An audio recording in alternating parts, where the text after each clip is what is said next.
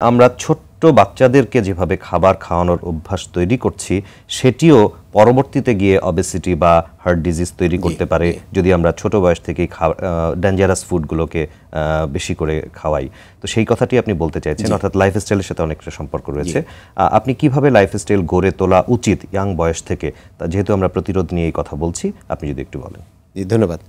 কিছু জিনিস হচ্ছে আমাদের দেশে ইদানিং প্রাদুর্ভাবের মতো হয়েছে, যেমন ফিজিক্যাল ইনঅ্যাক্টিভিটি বলতে বোঝাচ্ছে আমরা শারীরিকভাবে যে ব্যায়াম করা অথবা শারীরিক পরিশ্রম করা এদের সংখ্যা আমাদের অনেক কমে যাচ্ছে বিভিন্ন কারণে, সামাজিক কারণে, বিভিন্ন সুযোগটাও কমে যাচ্ছে, ইচ্ছাটাও কমে যাচ্ছে, এরকম একটি। যেমন আপনি শহরাঞ্চলে যদি কাউকে বলেন যে আপনি রেগুলার হাঁটবেন, ওনার প্রথম কোশ্চেন হচ্ছে কোথায় হাঁটবো। তার মানে এটা আমাদের যে পলিসি মেকার তাদেরও কিছুটা ব্যর্থতা, কিছুটা আমাদের ব্যক্তিগত ব্যর্থতা। তার মানে এই যে শারীরিক পরিশ্রম করার অভ্যাস, এটা কিন্তু আমাদের কমে যাচ্ছে। তার মানে আমাদের ছোটোবেলা থেকে এই শারীরিক পরিশ্রম করার অভ্যাসটা করতে হবে এবং এটা বয়স পর্যন্ত সব বয়সেই কন্টিনিউ করতে হবে। খাদ্যাভ্যাস একটা ইম্পর্টেন্ট জিনিস, যে আমরা ইদানিং সুগার কন্টেনিং মিষ্টি জাতীয় খাবার, চর্বি জাতীয় খাবার অনেক বেশি খাই ফাস্টফুড খাওয়ার কল্যাণে। ধূমপান একটা খুব খারাপ জিনিস, যেটা আমাদের দেশে খুব অল্প বয়সেই শুরু করা হয় এবং এটা প্রতিরোধ করা উচিত। স্থূলতা একটা ইম্পর্টেন্ট জিনিস, আমাদের দেশে এখন স্থূলতার পরিমাণ কিন্তু অনেক বেড়েছে। প্রায় শতকরা 30% লোকই কিন্তু ওভারওয়েট বা স্থূলতায় ভোগেন। তার মানে এই যে ওজন ঠিক করে রাখা, এটা কিন্তু আমাদের ছোটোবেলা থেকেই শুরু করে রাখতে হবে। এই ওজন বাড়তে দেওয়া যাবে না, ফিজিক্যাল অ্যাক্টিভিটি বা শারীরিক ব্যায়াম চালিয়ে যেতে হবে, আমাদের খাদ্যাভ্যাস ঠিক করতে হবে, ধূমপান পরিহার করতে হবে। এই জিনিসগুলো আমাদের অল্প বয়স থেকেই শুরু করে দিতে হবে। জি, আপনি লাইফস্টাইল মডিফিকেশন সম্পর্কে খুব গুরুত্বপূর্ণ পরামর্শ দিয়েছেন। আমরা তো ঝুঁকিগুলোকে দুই ভাগে ভাগ করে থাকি, যেটাকে আমরা ইংরেজিতে বলে থাকি মডিফায়েবল রিস্ক ফ্যাক্টর এবং নন মডিফায়েবল।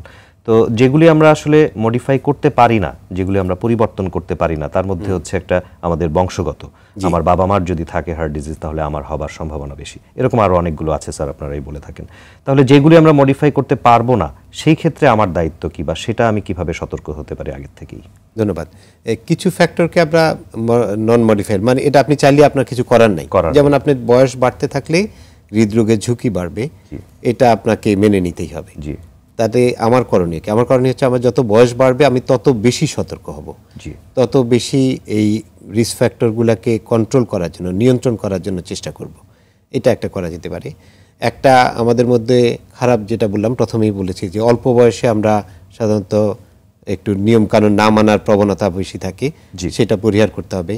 অনেক সময় একটা ভ্রান্ত ধারণা থাকে যে মহিলাদের ক্ষেত্রে হৃদরোগ হয় না, এটাও কিন্তু একটা ভ্রান্ত ধারণা হয়।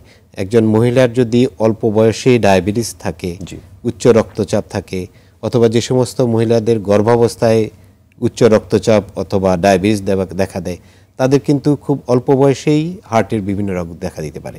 তার মানে এই মহিলা হওয়াটা কোনো রকম প্রোটেকশন না। আর মাসিক বন্ধ হয়ে যাওয়ার পরে পোস্টমেনোপজাল লেডিদের ক্ষেত্রে এই প্রবণতা পুরুষ এবং মহিলাদের ক্ষেত্রে অলমোস্ট একই রকম। এটা একটা জিনিস। আরেকটা হচ্ছে বংশগত কথা বললেন, এটা কিভাবে পরিহার করবেন। এটা একটা জিনিস হচ্ছে, বংশগত কিছু জিনিস থাকে, যেমন ডায়াবেটিস, কোলেস্টেরল, এইগুলো থাকে। তার মানে আপনার বংশের বা আপনার ফার্স্ট ডিগ্রি রিলেটিভের মধ্যে যদি কারো এই হৃদরোগ থাকে, আপনার আগে থেকেই সতর্ক হতে হবে। আপনার কোলেস্টেরলের মাত্রাটা জানার চেষ্টা করবেন, ডায়াবেটিসের মাত্রাটা জানার চেষ্টা করবেন, আপনার পরিবারের যে খাদ্যাভ্যাস, আপনার পরিবারের যে জীবনযাত্রা প্রণালী, সেটাও ডিফেক্টিভ হতে পারে, সেটাকে আপনি কন্ট্রোল করার চেষ্টা করবেন। এটা কিন্তু আপনার করণীয়।